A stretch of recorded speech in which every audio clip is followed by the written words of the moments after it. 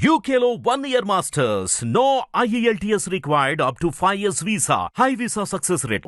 మంచికి ఉపయోగించుకోవడం ఉంది కదా, సందర్భం లేదు అన్న దగ్గర మనం దాని అవకాశాన్ని మనం ఆక్రమించుకోవాలి. మందైన ఒక ముద్రని ఇవ్వచ్చు, అది మందైన ఒక ముద్ర ఇవ్వచ్చు అంతే. కానీ ఎక్కడో మీరు రాసిన పాటకి విని అనుష్క కన్నీళ్ళు పెట్టుకుందని, ఇప్పుడు మిర్చి టైంలో పండగల దిగి వచ్చే పాట. ఓకే, ఆ పాట విన్నా.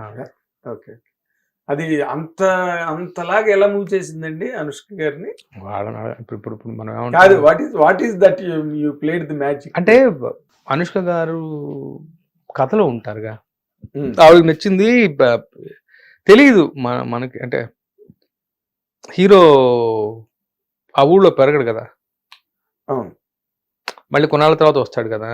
వచ్చినప్పుడు వాళ్ళ నాన్నగారితో కలిసి రోజులు అవన్నీ ఆ సెలబ్రేషన్లో ఏనాడు నిన్ను జోలాలి అనలేదే ఈ ఊరి ఉయ్యాలా, అక్కడ వాడు కనెక్ట్ అయ్యారు కథలో.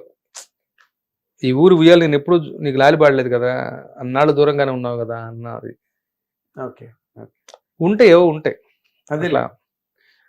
ఒక్కొక్క మనిషి ఒక్కొక్క స్థాయిలో కనెక్ట్ అవుతారు అన్నది సత్యమైతే, ఆవిడ ఆ సినిమాలో హీరోయిన్ కదా, కథలో బాగా మమేకమై షీ హాస్ దట్ సెన్సిబిలిటీ ఉన్న హీరోయిన్ అనుష్క. అవును, ఎగ్జాక్ట్లీ. కానీ ఇంకొక పార్శ్వం, ఇప్పటి వరకు మీరు గీత రచయిత, చాలా ప్రాచుర్యం గల గీత రచయిత, చాలా గొప్ప గొప్ప విజయాలకి చేయూతనిచ్చిన రచయిత, ఇదంతా ఒక ఎత్తు అయితే, అసలు మీరు గాయకుడు అవ్వాలనుకున్నారంటగా? చిన్నప్పుడు పిచ్చి కోరిక, అంతే మించి. పిచ్చి కోరిక ఏంటి? మీరు అద్భుతంగా పాడతారు, ఎందుకు అవ్వలేదు? మీవే ప్రయత్నం జరగలేదా? కాదు అది ఏమంటాం, సినిమా ఇండస్ట్రీ అంటే ఏమంటాం, ఈ మ్యూజిక్ ఇండస్ట్రీ అంటే ఏమిటి తెలియనప్పుడు అలా అనుకున్నా కలగన్నా పర్వాలేదు. కానీ తెలిసిన తర్వాత ఏంటంటే, ఏమిటి తెలిసింది? అంటే మైకులు, వాటి తాలూకు అవుట్పుట్లు ఏవో ఉంటాయి కదా, ఆ రిక్వైర్మెంట్స్ ఉంటాయి కదా, సంగీతాలు, స్వరాలు, శృతులు, గతులు ఏవో ఉంటాయి. అవన్నీ మన వల్ల ఏ పనులు కావు. మైక్ ముందుకెళ్తే బెబ్బెబ్బే, అది అవదు. మామూలుగా అందంగా ఇట్లా మనం కూర్చొని సరదాగా మాట్లాడుకుంటూ ఒక పాట అట్లా అంటాం. ఇది కన్వీనియంట్ శృతిలో పాడతాం కదా, నిజంగా అక్కడ వాళ్ళ స్కేలింగ్ వేరే, అవన్నీ దమ్ము, ల్యాండింగ్ నోట్స్ ఏమిటో ఉంటాయి, రకరకాలు ఉంటాయి. మన వల్ల ఏ పనులు కాదు. అదేలేండి. బట్ మీరు ఇన్ జనరల్ గా మీరు పాటని పాడి వినిపించి అందుకు ఉపయోగపడుతుంది. ఓకే, బట్ ఎవరు మీరు పాట పాడేటప్పుడు, లేకపోతే మీరు పాట మీరే పాడాలని ఎవరు సాహసించలేదా? తెలుసుగా, అంటే మీరు అడగలేదా? నేను పాట పాడతాను సరదాగా, ఎప్పుడు అడగలేదు. మణిశర్మ అన్నయ్యకి మాత్రం నేనంటే, నా పాట అంటే ఇష్టం. ఏకనిరంజన్ పాట యాక్చువల్గా నాతో పాడించారు, టైటిల్ సాంగ్. ఓకే, మళ్ళీ నువ్వు ఉంటే నేను భయపడతాను అన్నయ్య, నువ్వు వద్దు అంటే, సరే రాని ఇష్టం అంటే, నేను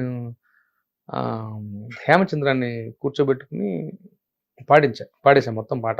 రికార్డ్ అయిపోయింది, ఆల్మోస్ట్ ఓకే అయిపోయింది. ఓకే అయిపోయింది. లాస్ట్ మినిట్ లో వచ్చిన మార్పు, ప్రొఫెషనల్ సింగర్ పాడితే బాగుంటుంది అని రంజిత్తో పాడించారు. అది ఎందుకు అసలు? అంటే మీకు అనిపించింది ఏముంటది అక్కడ, ప్రత్యేక కారణాలు ఉండవు. సినిమా అన్నప్పుడు ప్రొఫెషనల్ సింగర్తో పాడితే ఇంకా బెటర్గా అవుట్పుట్ డెఫినెట్గా బాగుంటుందిగా. నేనంత గొప్పగా పాడి నాకన్నా బాగానే పాడతాడు కాబట్టి అతను ప్రొఫెషనల్ సింగర్. గుర్తుందా పాట మీకు? అమ్మ లేదు నాన్న లేదు పాట ఒకసారి. అది ఇక్కడ ఏం చదువు కాదండి, మీరు అక్కడ పాడింది ఇక్కడ ఒకసారి మా ప్రేక్షకుల కోసం నిజంగా గుర్తులేదు, మాట్లాడండి. అది ఆ రోజు అట్లా అయింది అది. సో ఎందుకు చెప్పాను, మణిశర్మ అన్నయ్యకి నేను పాడటం అంటే ఒక ముద్దు. ఆయన ఎప్పుడు ఎక్కడున్నా కానీ సరదాగా సడన్ గా ఫోన్ చేసి అది పాడరా అంటాడు.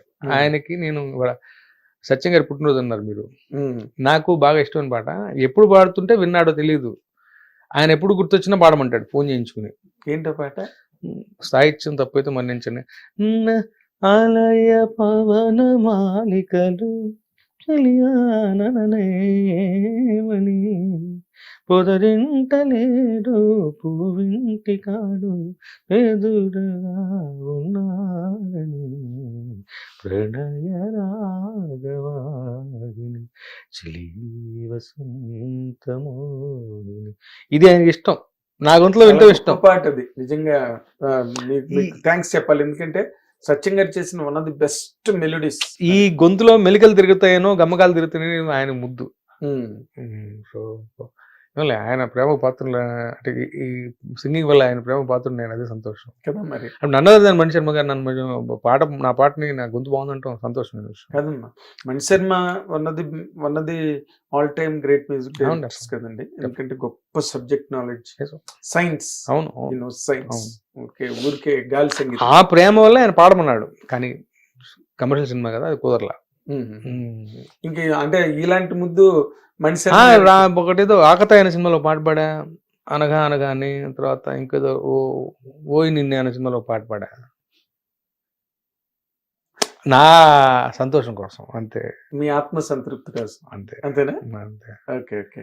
బట్ మీరు ఎక్కడ కొత్త తరం రచయితలు లేకపోతే మీ తర్వాత వచ్చే సినిమా ఇండస్ట్రీకి మీలాగా గీత రచయితలు అవుదాం అనుకుని వచ్చే వాళ్ళకి ఏ మాత్రం కూడా హింట్ అందకుండా 2 ప్లేన్స్లో మాట్లాడుతున్నారు. ఒకటి ఫిలసాఫికల్ ప్లేన్, ఒకటి ఇంకొకటేమో మర్మగర్భమైన ప్లేన్ ఒకటి. బట్ నేను మిమ్మల్ని గుచ్చి అడిగింది ఏంటంటే, మీ ఇంటర్వ్యూ ఎవరైనా చూసినప్పుడు ఓహో రామజోగయ్య శాస్త్రి గారు ఇలాంటి పరిస్థితుల్ని ఎదుర్కొని తట్టుకుని నిలబడ్డారు అనమాట అనే ఒక హింట్ కోసం. నేను అసలు ఇన్ఫాక్ట్ నాకు అన్ని తెలివితేటలు లేవు, అంత తెలివితేటలుగా మాట్లాడేది లేదు. నేను చెప్పింది ఇంకా సులభమైన సూత్రం. ఓకే, ఎవరిని ఏం అడగక్కర్లేదు,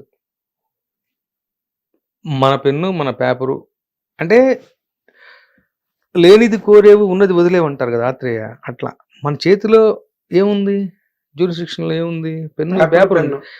దీన్ని అందంగా వాడితే గొప్ప పాట రాస్తే ఆ గొప్ప పాట బయటకు వెళ్ళి 10 పాటలు పట్టుకొస్తుంది. దీని మీద నమ్మకం కుదరాలంతే మనకి. ఈ విషయం చెప్తే గాలి మాటల ఎవరికి నమ్మకం కుదరదు. మీరు అన్నమాటే మీరు రాసిన పాట, మీకు 10 పాటలు తెచ్చిన పాట ఏదండి? ప్రతి పాట తెచ్చి ఉంటుంది అంటాను నేనేది, ప్రతి పాట తెచ్చి ఉంటుంది. మొదట్లో బ్రేక్ వచ్చే పాట కాదు, నిన్న రిలీజ్ అయిన పాట కూడా కారణం అవుతుంది. ఇంకా శాస్త్రి గారు లైమ్ లైట్ లో ఉన్నాడు, ఆయన ఎండ్ ఆఫ్ 18 years కెరీర్ తర్వాత ఇంకా ఆయన పదునుగా ఉన్నాడు, ఈ పాట భలే అన్నారే. నాకు అన్ని నా జీవితాక రాకపోవచ్చు, బట్ ఇండస్ట్రీ అన్ని గమనిస్తుంటుంది. ప్రతి పాట అదే చెప్తున్నాను. అలా అని చెప్పి ఇది బాగుంటుంది కాబట్టి, ఇది గొప్ప పాట అవుతుంది కాబట్టి, ఇది పెద్ద హీరో సినిమా పాట కాబట్టి దీన్ని మాస్తాను, మిగతాది కాదు. చిన్న సినిమా రాసిన పాట కూడా జనాల దృష్టికి వెళ్తుంది. సో చిన్న సినిమా భలే, ఇందులో కూడా నేను యాక్చువల్గా పదం చూపించారు, అది ఒక నమ్మకం. మనం వెళ్తే శాస్త్రి గారి దగ్గర చిన్న సినిమా అనేవి తక్కువ చేయడు అని ఒక నమ్మకం. ఏమో తెలీదు, రకరకాల 10 మంది కలిస్తే కదా నా కెరీరు. బట్ మరి మీకు పెద్ద సినిమాకి ఒక పెద్ద హీరోకి ఇచ్చే సినిమా పాటకి ఇచ్చే రెమ్యూనరేషన్, ఒక లో బడ్జెట్ మిడిల్ బడ్జెట్ ఇచ్చే ఆ తేడాలు ఉంటాయా? తేడా డెఫినెట్ గా పిండి కొద్ది రేటే. ఇక్కడ డెఫినెట్ గా సినిమా బడ్జెట్ అనుసరించి నేను తీసుకోవాల్సి వస్తుంది, ఎవరైనా తీసుకోవాల్సి వస్తుంది. కానీ మీ డిమాండ్ ప్రకారం ఇవ్వాల్సి వచ్చే పరిస్థితి ఉండదా? నేను అదే చెప్తున్నాను.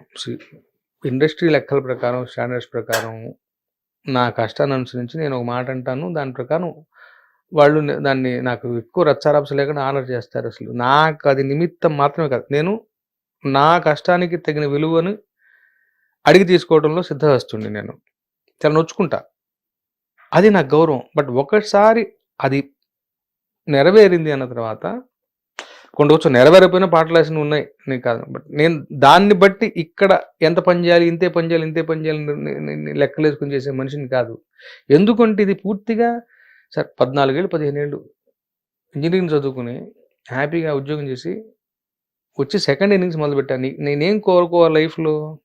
ఇక్కడ సక్సెస్ అయితే చాలు అనుకోవాలి. దీన్ని నాకు విధించాడు, ఇది సెకండ్ ఇన్నింగ్స్.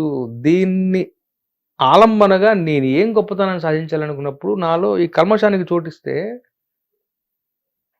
అర్థమవుతుంది మీకు. వాళ్ళు అంత ఇచ్చారు, అంతకి తింటే రాస్తాను, నేను అడిగినంత ఇవ్వలేదు, ఇతను 4 versions అడుగుతున్నాడు, ఇతను నన్ను వెళ్ళంగానే కాఫీ ఇవ్వలేదు, వీటికి చోటు ఉందా జీవితంలో? లేదు. ఎంత అందంగా నిర్వహించవచ్చు